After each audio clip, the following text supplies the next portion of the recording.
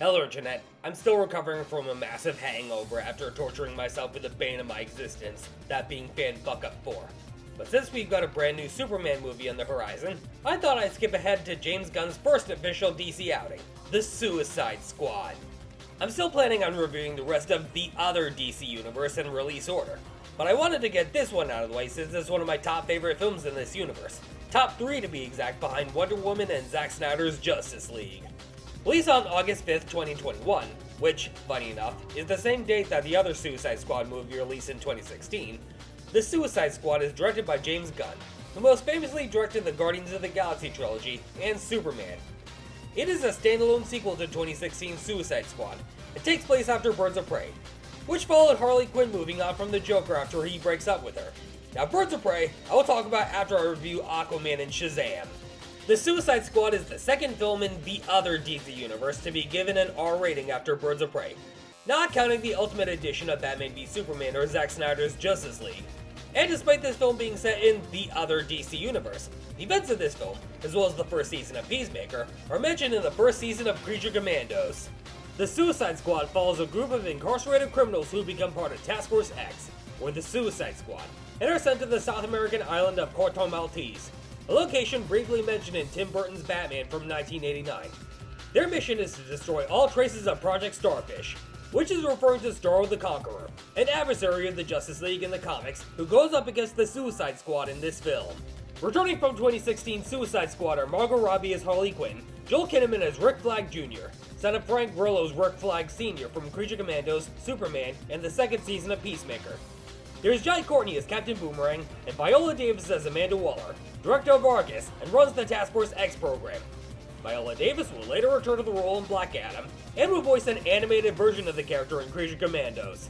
And we have several newcomers to the cast as well, like Knuckles the Echidna himself, Idris Elba as Robert Dubois, or Bloodsport. Like Will Smith's Deadshot in the 2016 film, he has daughter issues, and is one of the best things about this movie. There's John Cena as Christopher Smith, or Peacemaker, who got his very own spin-off television series on HBO Max with an iconic opening in its first season.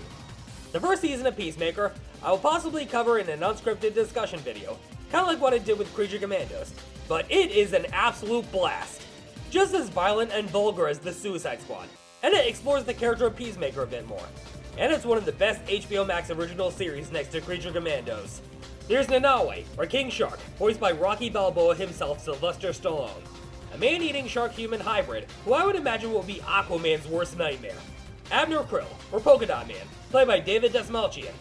This is David Dastmalchian's second role in a live-action DC movie after his portrayal of Thomas Schiff in The Dark Knight. He also portrayed Abracadabra in 2 episodes of CW's The Flash, and Kurt from the Ant-Man movies. And then there's one of the best characters in the entire movie, Ratcatcher 2, played by Daniela Melchior. James Gunn describes her as the heart of the film, and he's absolutely right. And then some other minor characters like Yondu himself, Michael Rooker as Savant, the 12th Doctor himself, Peter Capaldi as Gaius Greaves or the Thinker, Pete Davidson as Blackguard, Flula Borg as Javelin, Guy Gardner himself, Nathan Fillion as TDK, or the Detachable Kid. And then we have Mongal and Weasel, who returns in Creature Commandos with a very tragic backstory. This video will contain spoilers to the Suicide Squad, so if you haven't seen the Suicide Squad yet, be warned. This movie is not for children. It's rated R for a reason. Lots of blood, lots of violence, lots of fucks, and a whole bunch of adult content that'll make even Deadpool wet his pants. But anyway, here we go. The second and last film in the other DC universe to be given an R rating. This is The Suicide Squad. This film was released both in theaters and on HBO Max simultaneously for a 30-day period, along with Wonder Woman 1984, and Warner Bros.' entire 2021 catalog because of COVID fucking up cinema as we know it. This also included Space Jam: A New Legacy, Godzilla vs. Kong, 2021's Mortal Kombat, The Matrix Resurrections, and even Doom. I ended up watching The Suicide Squad on HBO Max, along with the rest of Warner Bros.' entire 2021 catalog. And this was just as theaters were opening back up again, mind you. Clearly they didn't think this through as movies were releasing straight to theaters like Free Guy, Shang-Chi and the Legend of the Ten Rings, Eternals, Spider-Man No Way Home, Fast and Furious 9, No Time to Die, Ghostbusters Afterlife, Encanto, and Venom Let There Be Carnage to name a few. But enough about that, let's get started. This is The Suicide Squad. Just like Guardians of the Galaxy before it, The Suicide Squad has an excellent soundtrack, and we see that James Gunn still loves using old music whether he's directing a movie for Marvel or DC. James Gunn was hired to write and direct The Suicide Squad after temporarily being fired from directing Guardians of the Galaxy Volume 3 due to a questionable social media post, but was then reinstated as director, and the movie turned out to be a very emotional and fitting conclusion to the Guardians of the Galaxy trilogy, before he created the proper DCU, before Creature Commandos and Superman. The Suicide Squad begins with a classic Johnny Cash song, Folsom Prison Blues, as we see Savant, played by Michael Rooker, throwing a ball around a cell with excellent aim, even killing an innocent fucking bird. Clearly this sumbitch hasn't been listening to Atticus Finch.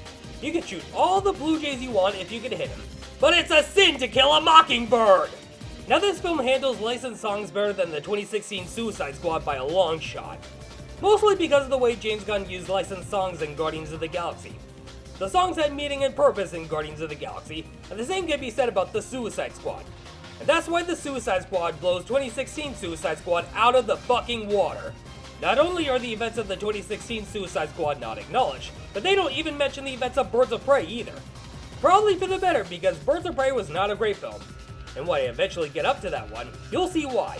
So there is no explanation as to how Harley Quinn went from eating an egg sandwich driving down the unnecessarily colorful streets of Gotham to being incarcerated and forced to rejoin the Suicide Squad. But at least her costume in this movie is way more convincing than what we got in 2016 Suicide Squad and Birds of Prey, am I right?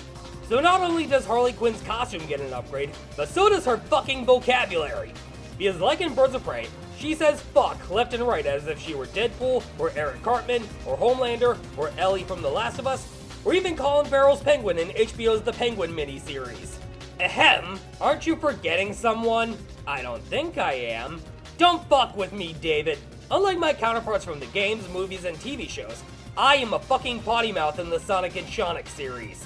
Yeah, I know, Sonic the Hedgehog cursing like a fucking sailor on my channel.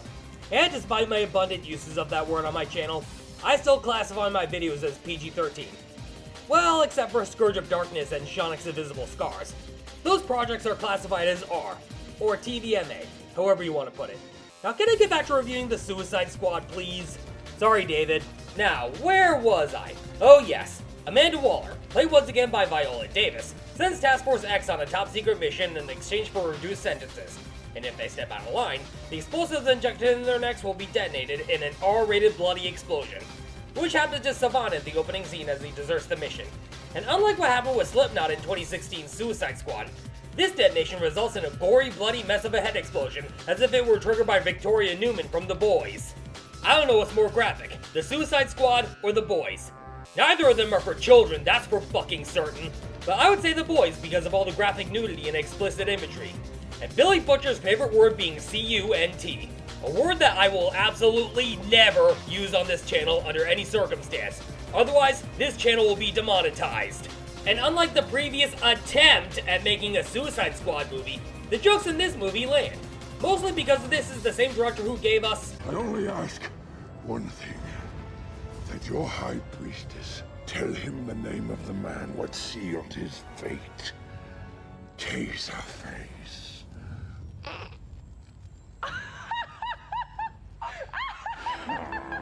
As well as...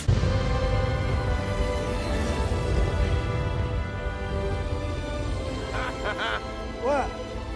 You look like Mary Poppins. Is he cool? Hell yeah, he's cool. I'm Mary Poppins, y'all! That's how you know that DC is in the right hands with the proper DC universe. There's two teams who are sent to the South American island of Puerto Maltese. The first team consists of characters who are killed off within the film's first 11 minutes in a whole bunch of gruesome ways. And don't get too attached to any members of this squad, because chances are your favorite character might not make it to the end. And that's exactly what happens in a beach bloodbath that came straight out of Saving Private Ryan. Funny enough, James Gunn drew inspiration from war films for this movie, like the 1970 classic Kelly's Heroes, starring Clint Eastwood, Don Rickles, Telly Savalas, and the late Donald Sutherland, as well as Saving Private Ryan, which is painfully obvious because of the first 11 minutes of the movie. Task Force X's mission is to infiltrate Puerto Maltese after an anti-American regime overthrows its government, and they are tasked with destroying a Nazi-era laboratory known as Jotunheim. And they hire the same guy who previously portrayed Heimdall in the Thor movies, before taking on the role of Knuckles the Echidna in the Sonic the Hedgehog movies. and Jotunheim is a primary setting in Thor from 2011. In the Suicide Squad, Jotunheim houses a top-secret experiment known as Project Starfish. And while the Suicide Squad is out there on their Black Ops missions, the people of Argus are placing bets on who would be the first to step out of line. Wow, what a bunch of dicks! I mean, during the opening scene on the beach, a lot of members of the Suicide Squad are killed in several gruesome ways within the first 11 minutes. And I don't even want to describe how they die because this channel will be demonetized if I do so. It turns out that there's two different teams sent to Corto Maltese to carry out the mission. One of the teams being our main heroes? Or anti-heroes? Who fucking knows at this point? And they consist of Bloodsport, King Shark, Peacemaker, Polka Dot Man, and Ratcatcher 2. And the rest all die in the first 11 minutes. Except for Harley Quinn, who gets captured and brought to the dictator of Corto Maltese, Silvio Luna, played by Juan Diego Botto. Turns out that Weasel suffers from Sonic the Hedgehog syndrome in that he can't even fucking swim for the life of him. And we don't see him for the rest of the movie because they just assume he's dead. But he actually survived, as we see at the end of the movie, and he later becomes a member of the Creature Commandos, where we get a truly tragic backstory before the events of not only Creature Commandos, but the Suicide Squad too. And after witnessing all the carnage and death around him, Savant suffers from PTSD and tries to swim away from the beach, thus deserting the mission and having his head explode as if he made eye contact with Victoria Newman from The Boys. The violence and gore in this movie is just as extreme as what's shown in not only The Boys, but Invincible as well, if not worse. Nonetheless, this movie is not for children. You can certainly take your kids to a Deadpool movie, but they are not fucking ready for the Suicide Squad. And the R rating alone already makes the Suicide Squad 1,000 times better than the 2016 Suicide Squad, which was given a PG-13 rating. This, as well as Deadpool, Logan, Deadpool and Wolverine, Joker, The Wolf of Wall Street, RoboCop, Alien, Sausage Party, South Park Bigger, Longer, and Uncut, Team America World Police, John Wick, and every fucking Quentin Tarantino movie ever earned their R rating. The Suicide Squad is living proof that this team works much better in an R-rated movie than fucking PG-13. And Blackguard turns out to be a natural-born dick who sold the squad out to the Corto Maltesians, or whatever the Mario Kart racing D-bags call themselves. And after Blackguard gives away the squad's position, his face gets shot off in a very gruesome way that I do not want to show here. Same with the rest of the expendable squad members who are killed within the movie's first 11 minutes.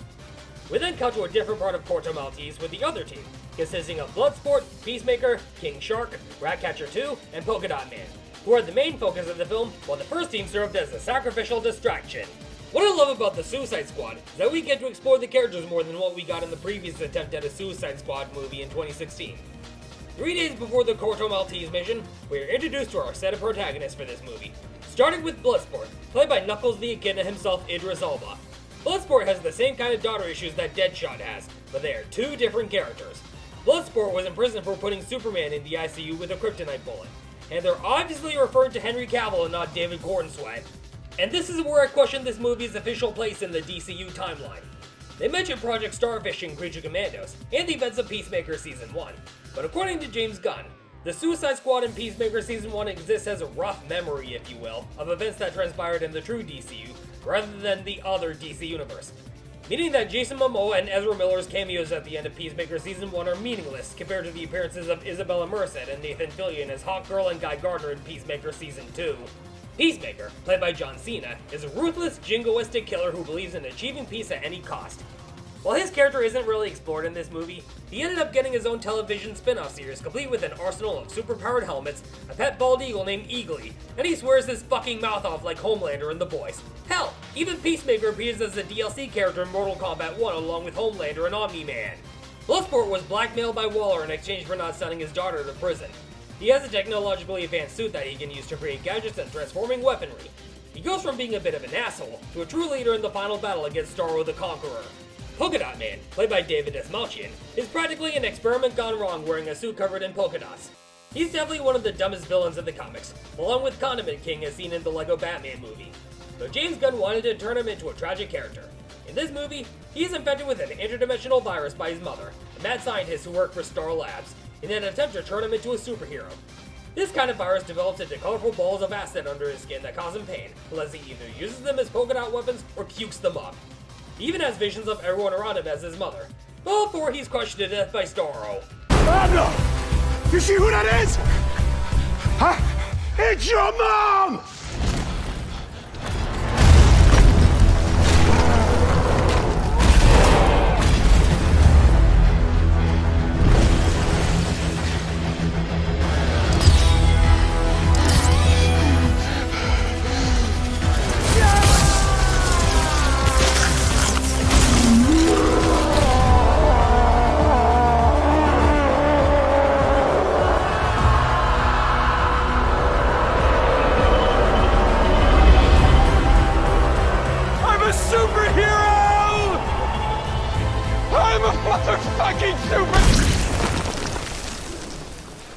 Ratcatcher 2, played by Daniela Melchior, got the name Ratcatcher from her father, played by Taika Waititi, who gave her special technology that allows her to control rats and communicate with them. Unlike the rest of the squad, she had her father's love growing up, while the other characters had either mommy issues or daddy issues. Bloodsport is even afraid of rats, because his father locked him in a crate with starving rats. But he overcame that fear all thanks to Ratcatcher 2. Ratcatcher 2 even has a pet rat named Sebastian, voiced by D. Bradley Baker.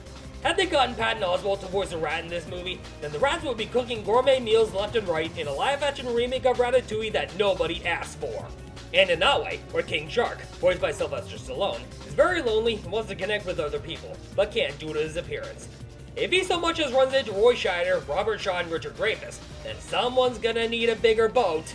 Our main protagonists are briefed on their mission to Corto Maltese, where they learn that the island is under a dictatorship led by the ruthless Silvio Luna. They're tasked with destroying a Nazi-era laboratory known as Jotunheim, home of Project Starfish. But in order to infiltrate Jotunheim, they need to locate Gaius Greaves, or the Thinker, played by the 12th Doctor himself, Peter Capaldi. And so the mission kicks off as Bloodsport, Peacemaker, Ratcatcher 2, Polka Dot Man, and King Shark make it to a part of the island with no enemy forces, while the rest of the Suicide Squad ended up killed in a bunch of gruesome ways that earned this movie its R rating. And another thing I should mention, Bloodsport and Peacemaker do not get along at all. They're constantly on each other's asses, they hold a contest to see how many people they kill as if they were fucking Legolas and Gimli at Helm's Deep, and they're pretty much Shadow and Silver in a nutshell. Why they had Knuckles dressed as Superman instead of Bloodsport is beyond me. I mean, they're both played by Idris fucking Elba for crying out loud. Yeah, Keanu Reeves voiced Batman in a fucking Super Pets movie. Silver, if you appear in Sonic the Hedgehog 4, or even Sonic the Hedgehog 5, I hope either Zendaya or Haley Steinfeld are cast as you. Fuck off, Shadow! I love how this movie is funny when it wants to be funny, serious when it wants to be serious, and is way more consistent and a lot more fun to watch than the other Suicide Squad movie. And we get to learn more about our characters as we go on, even though the other Suicide Squad was a completely contrived mess that gave the characters zero development, zero chemistry, and we had no idea where the fuck they came from and why they're important to the 2016 roster.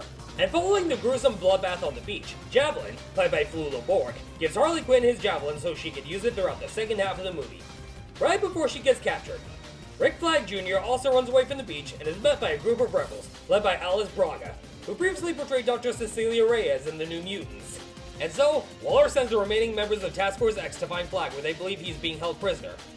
They head to the base and stealthily kill all the soldiers at the base, where Peacemaker and Bloodsport are just showing off, as if they were Legolas and Gimli counting their kills at Helm's Deep and Minas Tirith. So, after your typical Assassin's Creed stealth segment, we see that Flag is not being held prisoner, but instead, they decide to work together to take down Silvio Luna. We even see the Thinker working closely with the Luna regime on Project Starfish. Project Starfish involves a parasitic alien known as Starro the Conqueror. Just think of the xenomorphs from Alien, but as a giant starfish.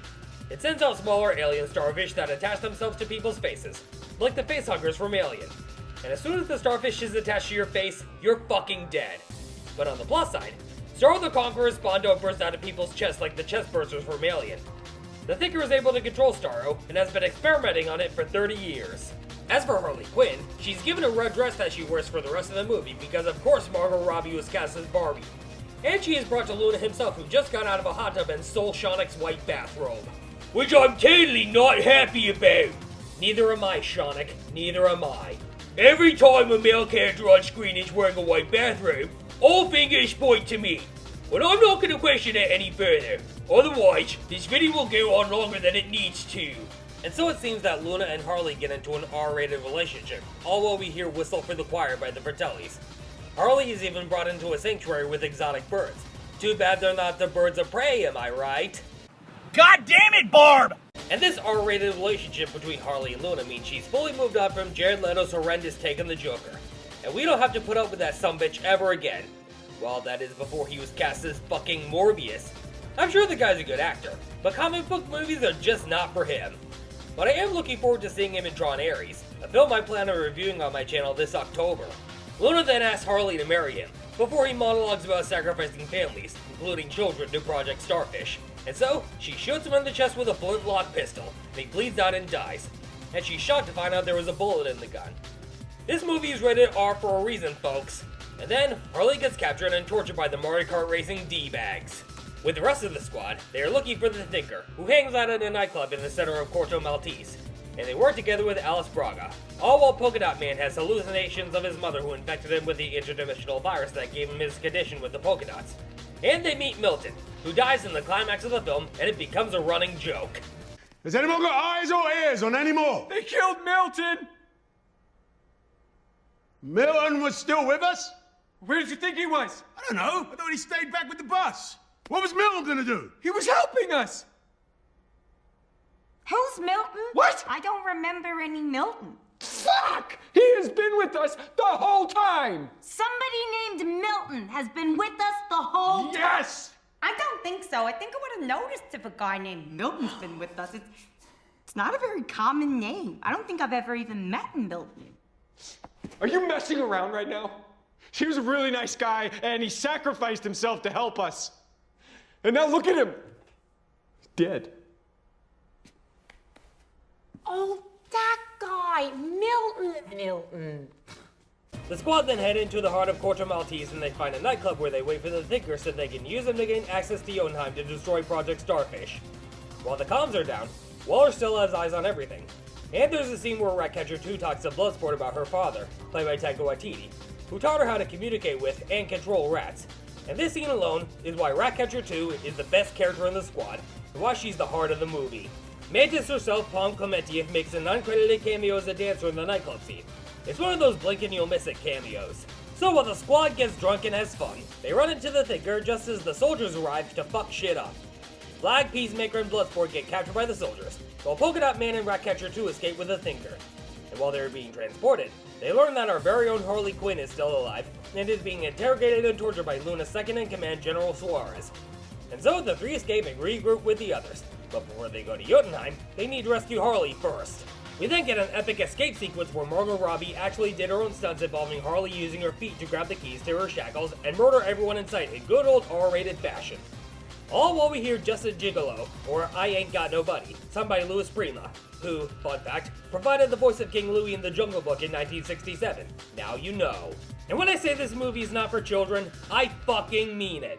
And this goes to show that James Gunn was not afraid to step out of his PG-13 comfort zone with the Guardians of the Galaxy films, and into R-rated territory, before becoming the Kevin Feige of DC and directing Superman. And as the rest of the squad is getting ready to save Harley, they see that she escaped as she regroups with the squad. I came here to save you. Oh yeah? And who's gonna come to save you, Junior? I told you.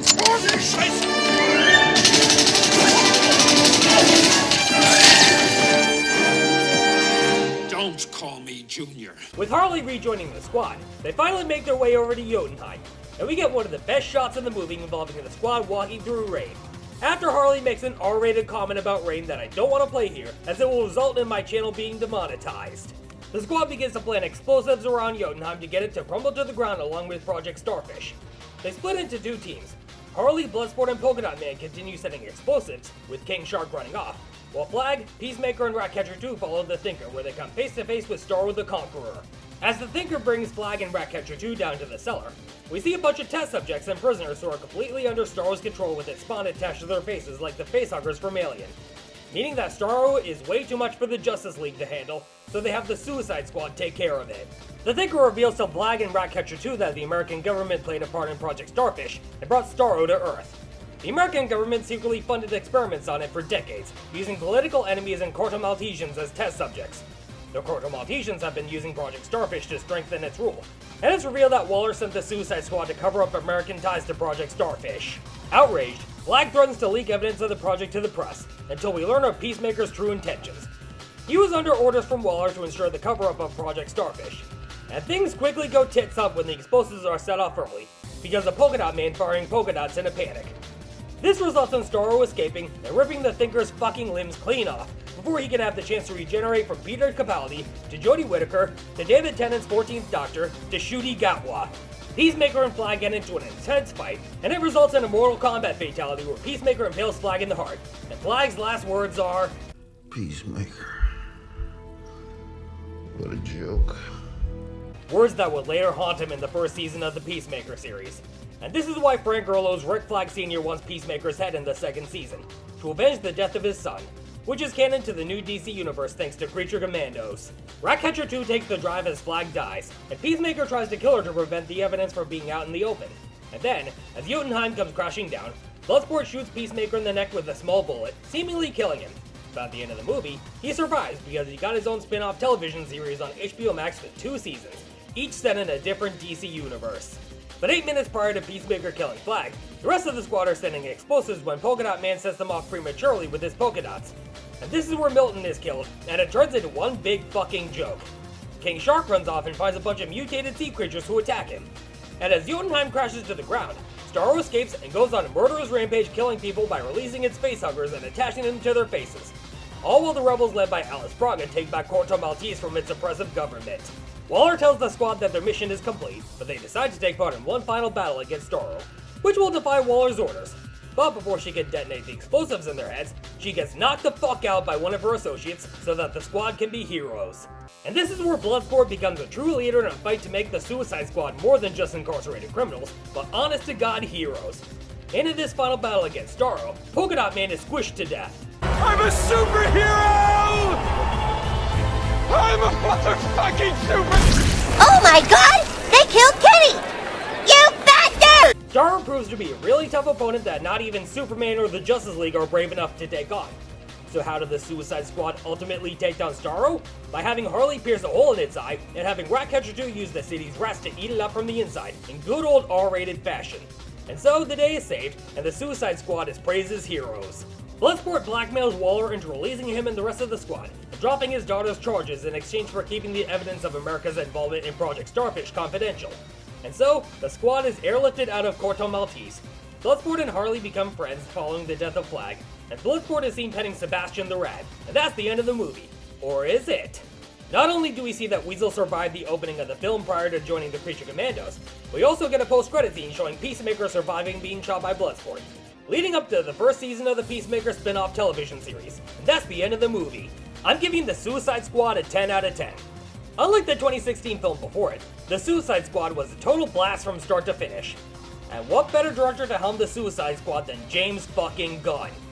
That's how you know that DC is in the right hands after it went off the rails in its autumn years from Black Adam, to The Flush, to Aquaman and the Lost Kingdom. While it was nice to see Margot Robbie again as Harley Quinn, I love the rest of the newcomers like Idris Elba and especially John Cena. While he was initially portrayed as a douchebag in the likes of Homelander from The Boys, people began rooting for him in the first season of Peacemaker on HBO Max, especially the opening of every episode where the cast dances to Do You Wanna Taste It? The second season will have a much different opening, and I'm looking forward to seeing where they go with it. Like Guardians of the Galaxy, this team of misfits works very well off of one another, and the jokes actually land. Unlike the 2016 Suicide Squad, which was ruined by studio interference never to recover because of extensive reshoots and forced humor. This movie had none of that, and the result is one of my top 5 favorite films in the other DC universe, along with Wonder Woman, Zack Snyder's Justice League, and Shazam. And like I've been saying over and over again, this movie is not for children. So you might want to send them to bed before you decide to put this movie on.